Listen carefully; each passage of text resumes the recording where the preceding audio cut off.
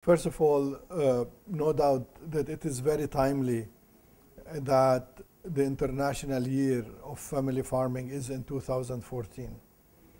It is also very timely that this consultation is being organized by MS, Swaminathan Research Foundation, for the Pacific South Asia, because simply family farming is a very important contributor to both food security as well as improving livelihoods of the resource poor in rural areas.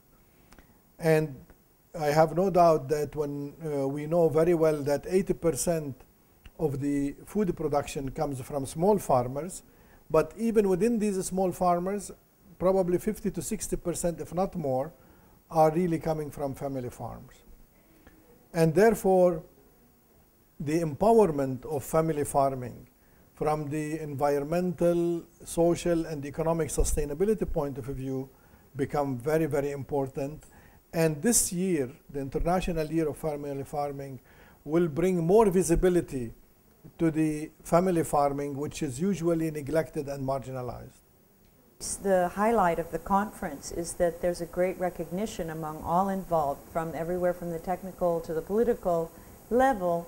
People understand now that given the changes in technology and outmigration, that in fact the women are taking over the family farms, and the importance of family farming to women's livelihoods, and in turn women's contribution to family farming as contributing to the sustainability of rural livelihoods, rural communities, and stimulating the local economies.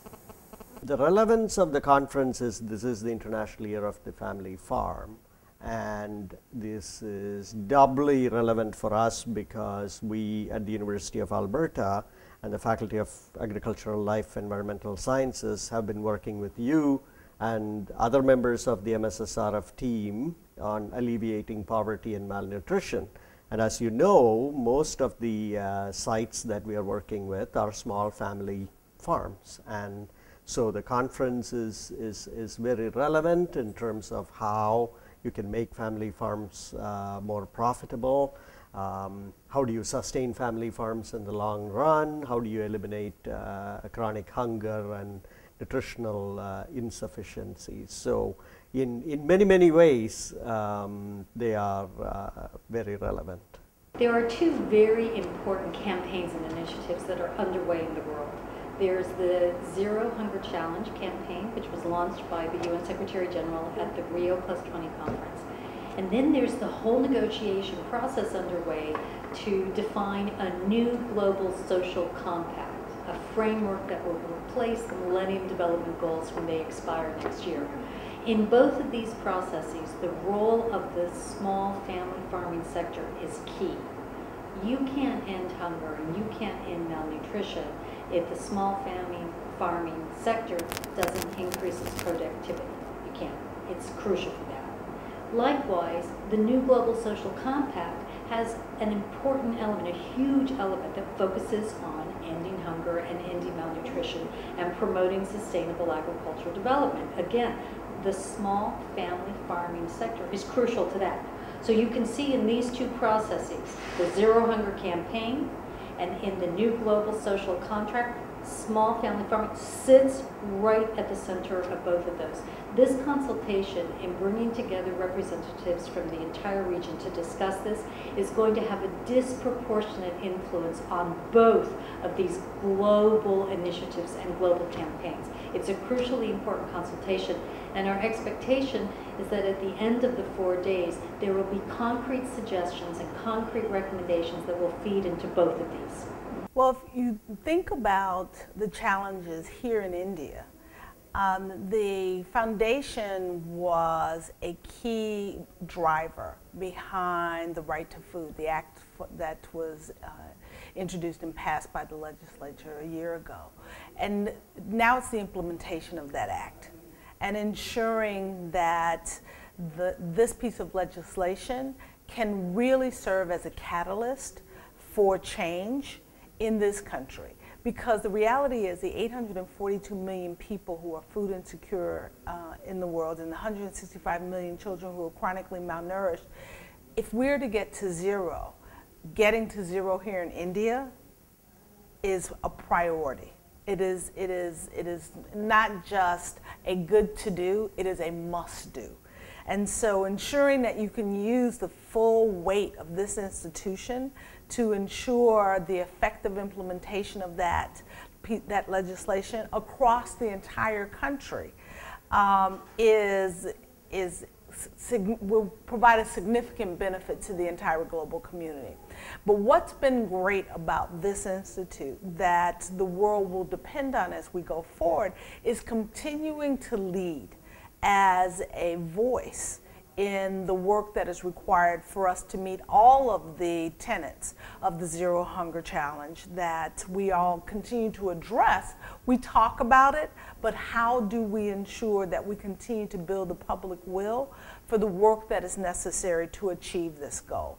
And much of that is ensuring that we have the right research, the right evidence of what works, that this institution is so famous for giving us that kind of data that we can use globally to ensure that we build the public will and attract the financial investments that are necessary for us to achieve our goal. And that's when we know we can achieve a zero hunger world.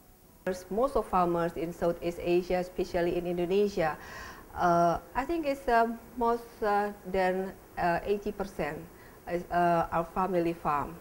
So that's why this conference is much relevant for, especially for our countries, to know about how to improve the capacity of the family farmers, and then how they can attach with the technology, and then with the gender issue, and also the economic, because now we have an open economic community. FAO is delighted to be able to partner with the MS Swaminathan Research Foundation in convening this conference on family farming in Asia Pacific.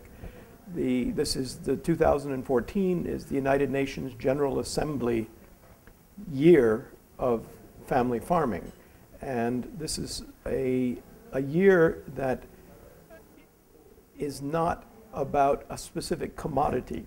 It's about an institution, which are family farms. Now, worldwide, well over 85% of the farms in the world are family farms.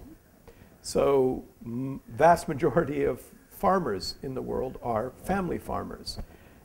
Nonetheless, they're often on a fairly small amount of land. They don't have access to as much land as industrial farms or rich farms, corporate farms. And so, there is a disconnect between the importance of family farmers as producers not only of quantity of food like calories, but also, as Professor Swaminathan talks about, protein in protein crops and micronutrients that are the cure or the response to hidden hunger of malnutrition that is caused by not having enough vitamins, minerals, and other kinds of things. Family farms are absolutely critical for the food security in India, but also many other countries in South Asia, given the number of people working on family farms. But also, family farms are a very important source of employment for the families principally. But they also play an important role in terms of with the production of food, that not only for their own families, but also what is being sold on the market, and thereby contributing to the food security of the community and for the country as such. They also play an important role in relation to the preserving the environment. The small farms usually have a more diverse cropping pattern than if you have a large mechanized monocultural farms. So they actually are helping preserving the biodiversity in the communities.